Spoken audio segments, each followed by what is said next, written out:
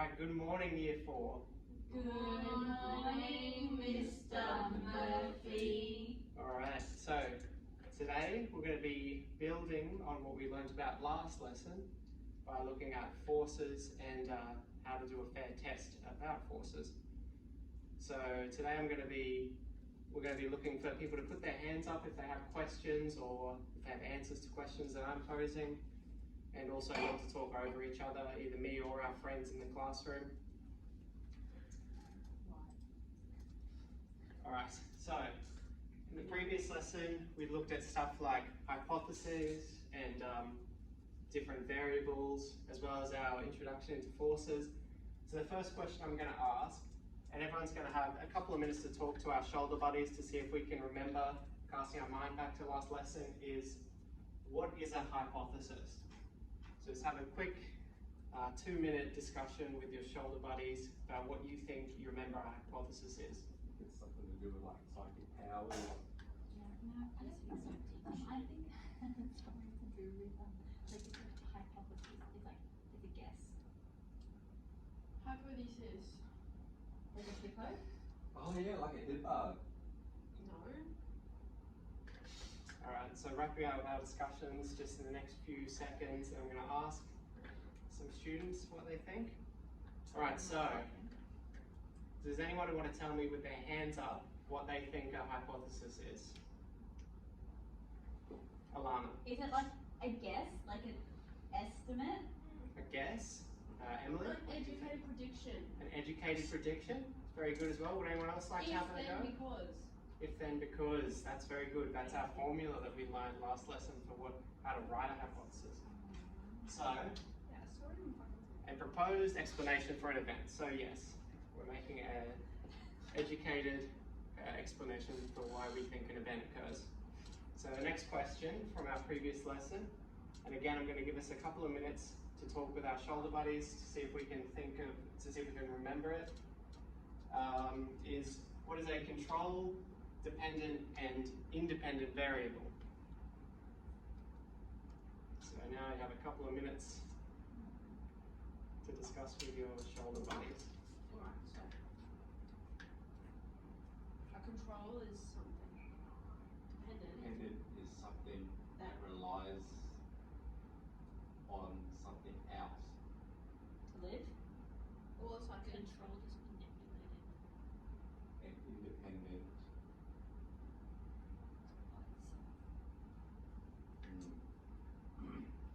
Alright, so wrapping up discussions in the next few seconds, we're going to ask some random students this time for their opinions. So, what do you think a control variable is? You got a random name from the hat? Bianca. I think it's manipulated to get a result. You think it's the variable that's manipulated? Okay, does anyone else have an opinion on what they think a control variable is? Something you can manage. Something you can manage? Okay. Would anyone else have anything to add to that?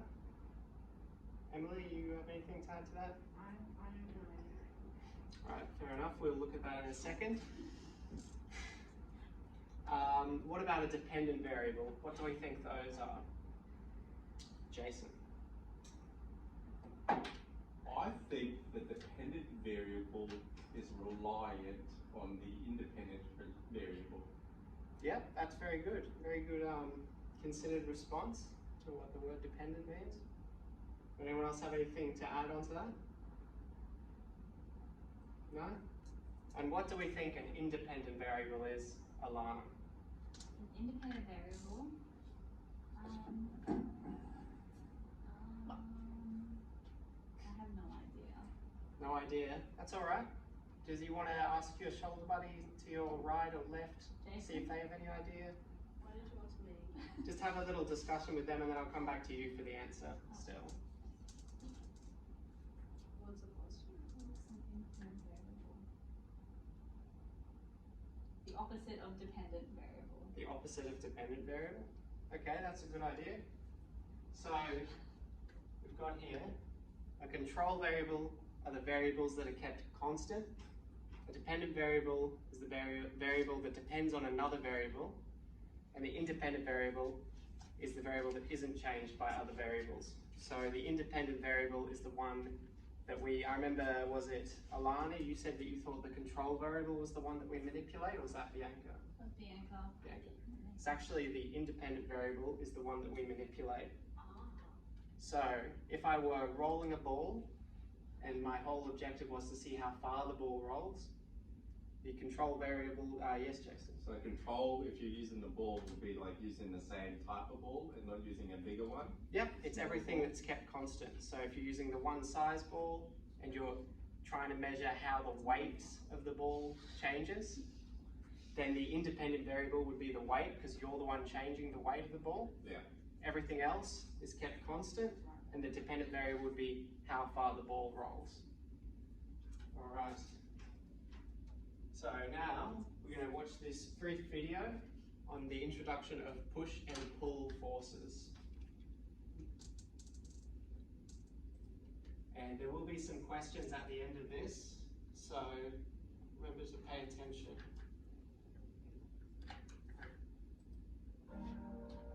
Forces and motion, push and pull.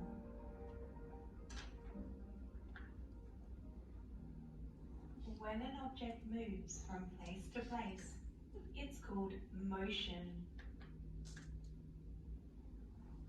For this object to be put into motion, a force needs to be applied to it. Forces that move objects can be push or pull. Take this ball for example. Let's see the different types of forces applied. Pull is when you bring an object towards you, whereas push moves an object away from you. Let's look at some examples. These parents are using pull to move the girl closer to them. This man is moving the lawnmower away from him and using push. Let's play a game. I'm going to show you different examples of force, and you need to tell me whether it's push or pull. Do this with your hands if it's push, and this with your hands if it's pull. So class, just in case we're wondering, we're just going to be putting our hands up to answer, not doing the push or pull instructions given by the video. Okay. Are you ready?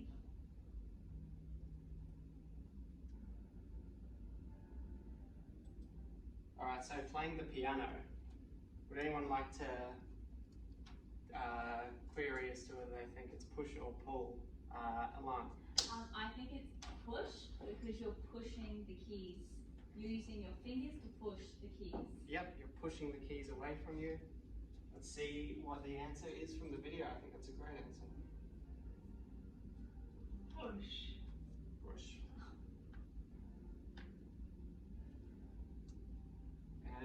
Okay, so now we're pressing buttons on a remote control. I'm going to choose a random student this time. Jason, what do you think is the force being applied by this person with the remote control? Push or pull? Push. Push? Why do you think that? Pushing buttons on the remote. Yep, pushing them with our fingers. I think that's a good answer. Very good. Push.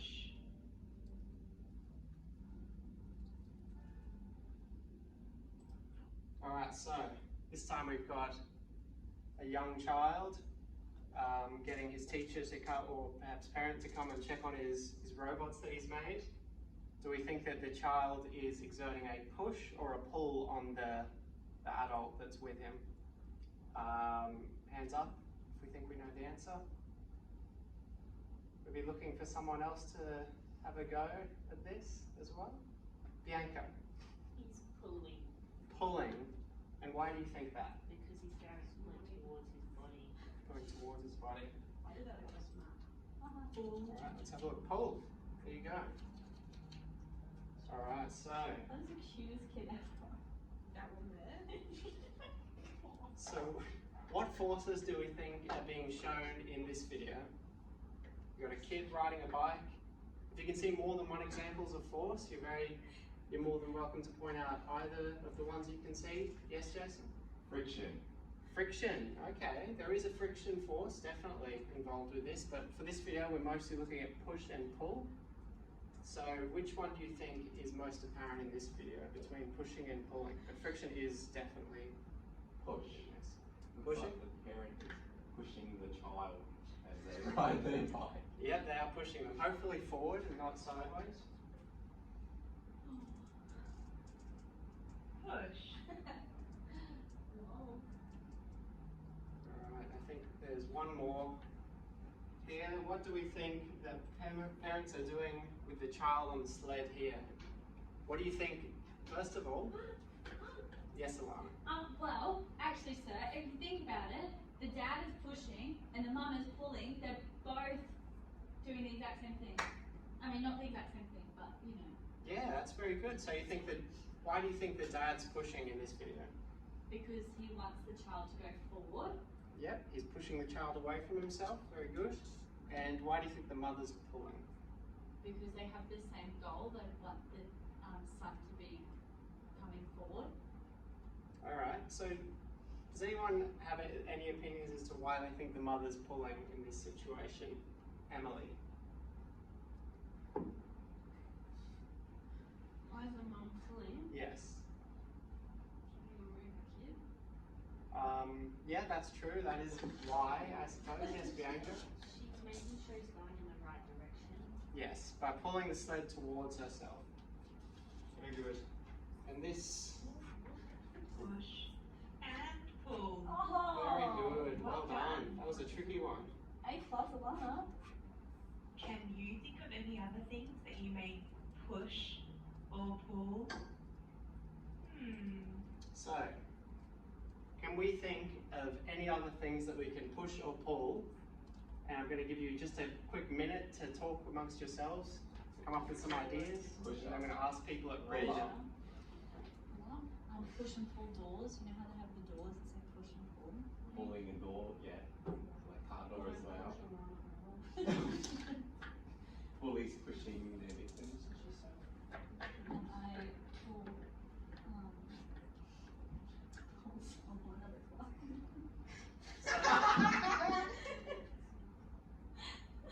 True. The bowls club. Do we have, so what ideas have we thought of? I will have one idea for pull, please, from Shannon. What are some things that you pull? Hair? You can pull your hair or someone else's hair. That's true. And push?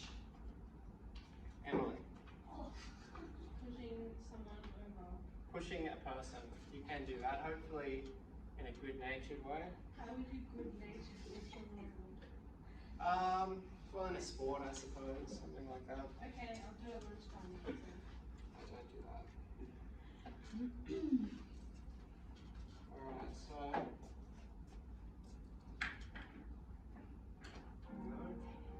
Forces and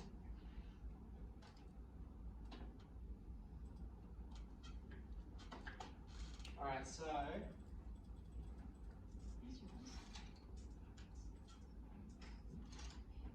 So we just had a look at push and pull forces, but we also last week learned about some different forces, and Jason might have mentioned one before.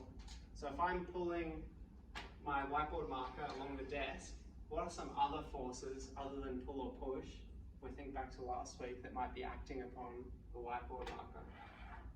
Friction. Should we remember to put our hands up, Jason? Yes? Friction. Yes, friction's one, very good. Can we think of any other one? Anybody? Emily? Huh? Can we think of any other force that might be acting on this marker other than friction and pull? Alana. Gravity? Gravity. That's a really good one as well. Yep. No. Gravity. Gravity's one of yours, Jason. So, now we're going to be thinking about what we can test for paper aeroplanes and what are the variables, control, independent, and dependent, that we could, that would be for these tests. So now I'm going to hand out butcher's paper to pairs, and we're going to write down our ideas on the butcher's paper.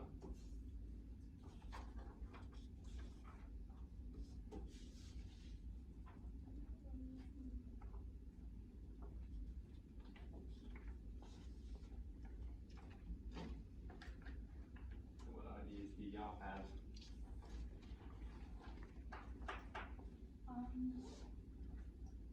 What can we test about paper? Different types of paper? You can test how far they will go, Different design. different designs and how far they will go. What paper you use to make the claim? Where you are when you throw the plane.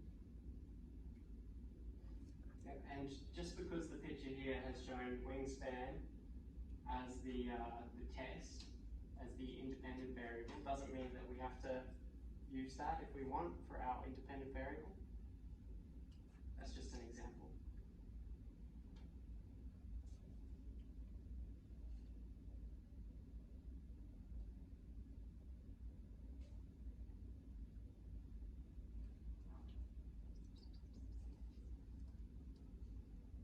Alright, so what ideas have we come up with here?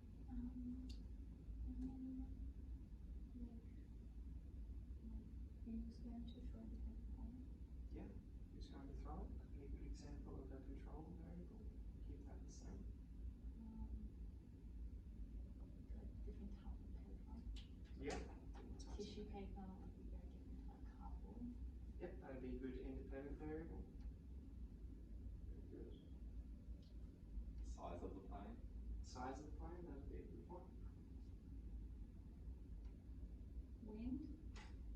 Wind, you want to keep that constant as Yeah. well? Alright, so we're just going to give us another 30 seconds, and then we're going to write some of our ideas on the board for use in our experiment that we're going to be doing later in the lesson. Alright, so can I please get an idea of a control variable for our experiment? Something that we're going to want to keep constant. The wind. Wind.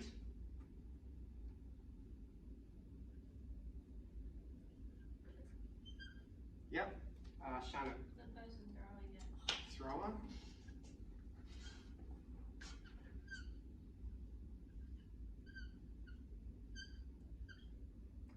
Jason. Temperature. Temperature. Yep. That's very good as well. Yes, Alana. Why temperature? Because the temperature is a variable that can change depending on time of day, and that might affect, we're not sure, like some of these control variables won't affect it, but just in case, we want to keep as many variables as we can constant, because we're only testing for one variable.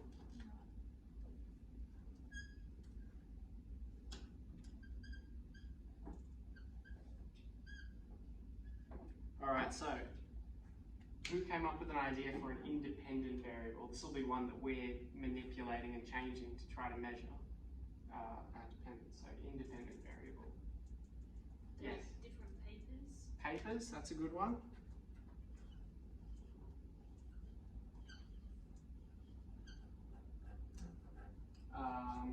Anyone else, Jason? Size of the plane? Size, yep. So like wingspan, like we've got on the board.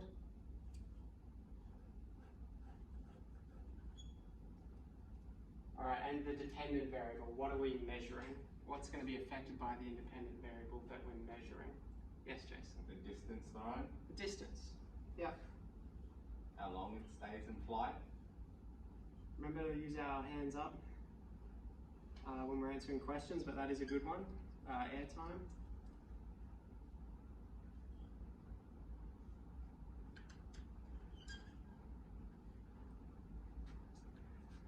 Alright, so now that we've got our different variables, for the next part of the lesson, we'll be using these to create our hypotheses and then making paper aeroplanes to test. Alright, so let's go on to that part.